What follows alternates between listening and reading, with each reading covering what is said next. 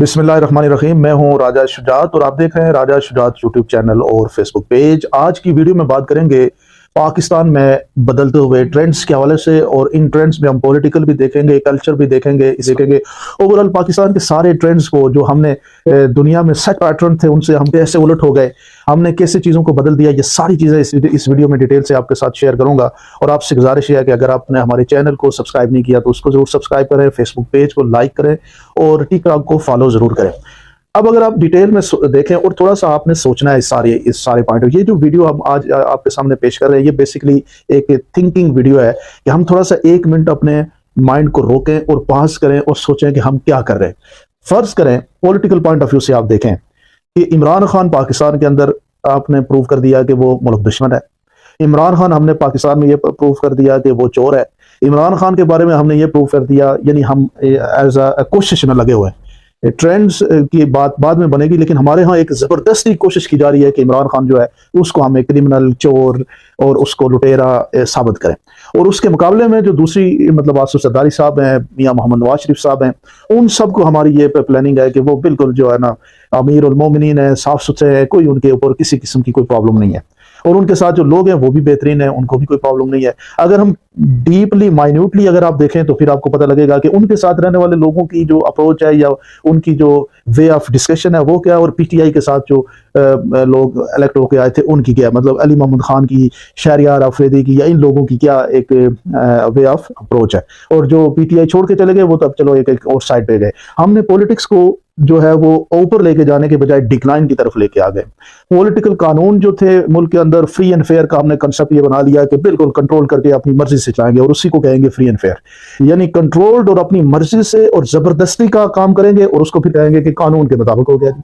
और आपको जबरदस्ती कहा जाएगा कि ये कानून के मुताबिक हो गया, आपको कोई उसके ऊपर ऑब्जेक्शन करने का सवाल ही पैदा नहीं होता। ये कहना है कि पीटीआई के लोगों को हमने दबोचना है, उनको जाके नॉमिनेशन पेपर भी साइन नहीं करना, अपना प्रेजेंट करने देना, इलेक्शन लड़ने ही नहीं देना, और फिर कहे कि हम फ्री एंड फेयर और आजादाना इलेक्शन करा रहे हैं। पीटीआई के लोगों को गिरबानों से पकड़ के घसीट के उनके कागज लेने और उनको जमा ही नहीं करने देना इलेक्शन कमीशन में। हम ये कहेंगे कि हमने दुनिया के लिए, डेमोक्रेटिक कंट्रीज के लिए हमने एक मिसाल काम की कि पाकिस्तान के अंदर अब डेमोक्रेसी है। ये तो हमारा पॉलिटिकल पॉइंट ऑफ व्यू से हम बिल्कुल नीचे की तरफ जा रहे हैं। कल्चरल पॉइंट ऑफ व्यू से मैं सोच रहा था कि चाहत फतेह अली खान और नुसरत फतेह अली खान, आप सोचे ना कि हमने कितना जबरदस्त सफर तय किया है। एक दौर होता था जब नुसरत फतेह अली खान, गुलाम अली खान, मोहम्मद रफ़ी, नूर जहां और बेशुमार टैलेंटेड लोग थे, और आज, और उनको भी उस वक्त कोई इतनी ज्यादा अहमियत नहीं देते थे, लोग ना सुनते थे। आज आप देखें कि उनसे ज्यादा फेमस हमने पाकिस्तान में किसको कर दिया है? चाहत फतेह अली खान को। हम कहते हैं जी ये तो बहुत बड़े जो है ना ऐसी माशाल्लाह उनकी, अब क्या करें, हमारी एज ए सोसाइटी इस तरफ हो गई है सारी। क्या एक दौर था वासिफ अली वासिफ का, इशफाक अहमद इशफाक का, एक दौर होता था जिसमें मुफ्ती मुमताज मुफ्ती का, यानी इस तरह के लोग थे जो राइटिंग करते थे। और आज हम कहाँ पे चले गए? आपके सामने है कि कोई कानून, कोई कहानी राइटर है ही नहीं।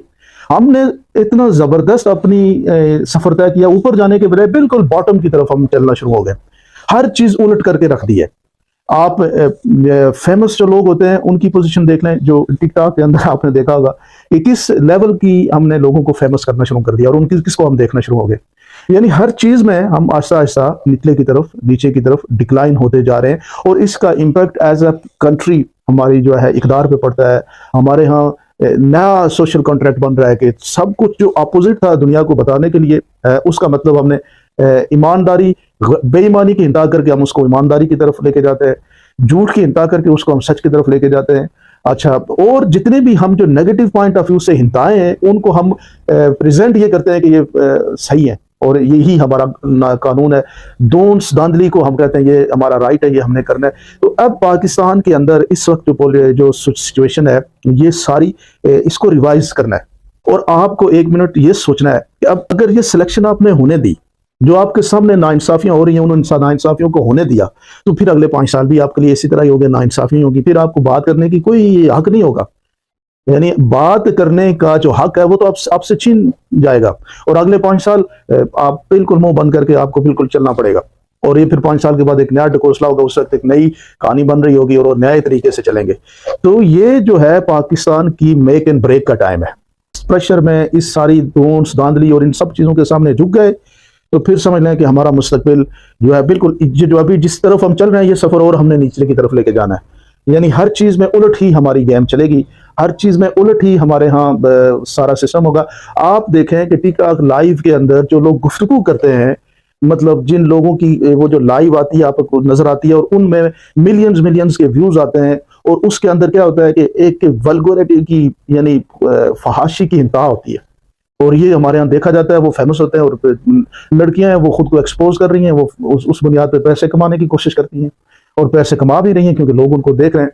जो लाइव पे जाता है फेमस वो होता है जो जितनी ज्यादा वल्गर और गंदी और थर्ड क्लास किस्म की गुफ्तगू करेगा वो उतना ज्यादा उसको सपोर्ट मिलेगी, पब्लिक उसको वॉच करेगी। यानी हर तरह से तनज़्ज़ुली की तरफ हमने सफर शुरू किया हुआ है, और यहाँ पे कम अज कम थोड़ा सा रीथिंक करें, सोचें कि ये सफर ठीक नहीं है, ये नीचे की तरफ इंतहा की तरफ जा रहे हैं।